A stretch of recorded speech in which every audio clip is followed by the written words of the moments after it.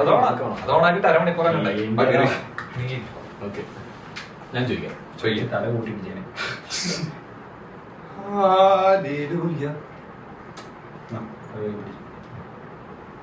അങ്ങനെ പിടിച്ചാൽ കിട്ടും. കുഴപ്പമില്ല, ഇങ്ങനെ വെച്ചാൽ മടിയിൽ വെച്ചാൽ മതി. പൊന്നുപിള്ള എന്റെ ഫോൺ അധികം ഞാൻ ചോദിക്കാം, അതായത് നമ്മൾ എവിടെയെങ്കിലും വെച്ചിട്ടൊരു സ്ട്രേഞ്ചറിനെ എപ്പോഴെങ്കിലും പരിചയപ്പെട്ടുണ്ടായിരിക്കും.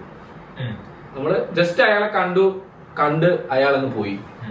അയാൾ പിന്നെ നമ്മൾ ഇതുവരെ കണ്ടിട്ടുമില്ല, ഇനിയിപ്പോ കാണാനും പോകുന്നില്ല. പക്ഷെ അങ്ങനെ അയാള് നിങ്ങളുടെ ലൈഫിൽ ഒരു വലിയൊരു റോള് ചെയ്തിട്ടാണ് പോയത്. പേരെന്നാന്ന് മറന്നുപോയി.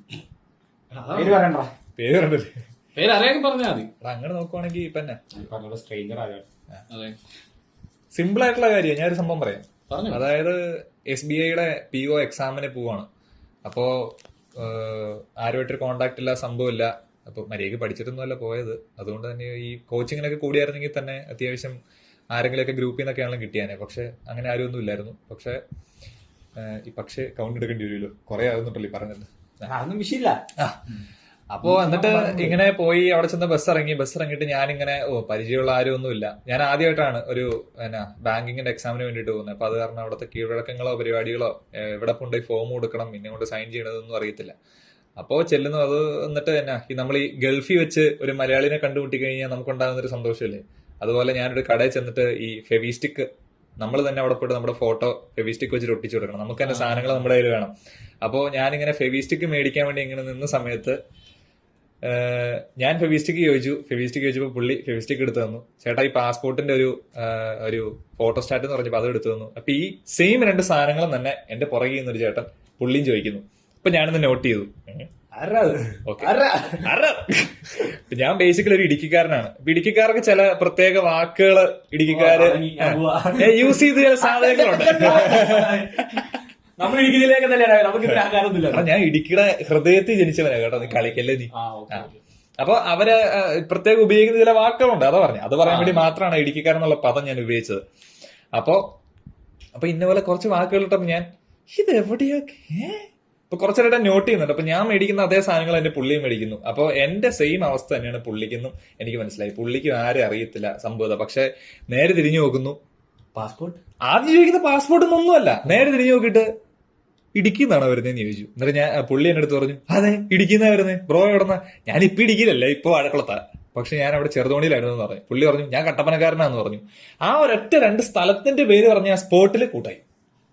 അപ്പൊ തന്നെ കൂട്ടായിട്ട് പിന്നെ നമ്മള് അതായത് ഫ്രണ്ടിലേക്കുള്ള കാര്യങ്ങളെല്ലാം പുള്ളി മുമ്പ് ഒരു ബാങ്ക് എക്സാം എഴുതിയ പരിചയമൊക്കെ പുള്ളിക്കുണ്ട്. അപ്പൊ പുള്ളി എന്നെ കൊണ്ടുപോകുന്നു. അതായത് എന്ത് ചെയ്യണം എന്ന് അറിയത്തില്ലായിരുന്നു. ഇങ്ങനെ ഒരു സെറ്റപ്പിൽ ഇങ്ങനെ നിൽക്കുമായിരുന്നു. പക്ഷെ പെട്ടെന്ന് ആ ഒരൊറ്റ സ്പോട്ടിൽ ഒരു സ്ട്രേഞ്ചറിനെ കണ്ടുപിട്ടി. പുള്ളി നമ്മുടെ സ്വന്തം നാട്ടുകാരൻ. ആ ഒരു സ്വന്തം നാട്ടുകാരൻ എന്നുള്ള ഒരൊറ്റ കേസ് കൊണ്ട് പുള്ളി എല്ലാ കാര്യത്തിനും കൂടെ നിന്നും എക്സാം എഴുതി എല്ലാം കഴിഞ്ഞ് വളരെ സന്തോഷമായിട്ട് പോയി. എക്സാം ഒക്കെ എഴുതി തിരിച്ചു വന്ന് ഒരുമിച്ച് വരി ചായയൊക്കെ കുടിച്ച് കുറെ സംസാരിച്ച് എല്ലാം കഴിഞ്ഞിട്ട് അവസാനം പുള്ളി എന്റെ നമ്പർ മേടിച്ചു. പക്ഷെ പുള്ളി അതിൽ നിന്ന് ഇങ്ങോട്ട് മിസ് കോൾ ഇടാൻ മറന്നുപോയി. അതുകൊണ്ട് പുള്ളിയുടെ നമ്പർ ഇപ്പോഴും എന്റെ കയ്യിലില്ല. എന്നാലും അടിപൊളിയായിരുന്നു. വളരെ വലിയ സെറ്റപ്പ് പറയാനുള്ള ഒരു കഥയൊന്നുമല്ല. പുള്ളി ഇപ്പൊ കട്ടപ്പന തന്നെ. പുള്ളിക്ക് ഇപ്പൊ ബാങ്കിൽ കിട്ടിയെന്നൊക്കെ തോന്നുന്നു, കിട്ടിക്കാണുമായിരിക്കും. പുള്ളി അത്രയും പ്രിപ്പയർ ചെയ്തതാണ്. എനിക്ക് സ്വന്തമായിട്ട് കിട്ടിയില്ല. അതെ, ഈ വീഡിയോ പുള്ളി വന്നാലോ ഒരാൾ പുള്ളിയാണെങ്കിലോ പറയാൻ പറ്റത്തില്ല. നമുക്ക് നിങ്ങൾ കണ്ടുപിടിച്ചതാ. അതെ, നിങ്ങളൊന്ന് കണ്ടുപിടിച്ചതാ. അങ്ങനെ മടങ്ങി വരും.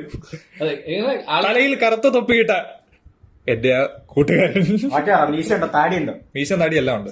കട്ടപ്പന. തലയിൽ മുടിയല്ല, വേറെ ഒന്നും വിചാരിക്കരുത്. ബ്രോയുടെ അടുത്ത് ഞാൻ അന്നും പറഞ്ഞായിരുന്നു ബ്രോയ്ക്ക് തലയിൽ മുടിയില്ല.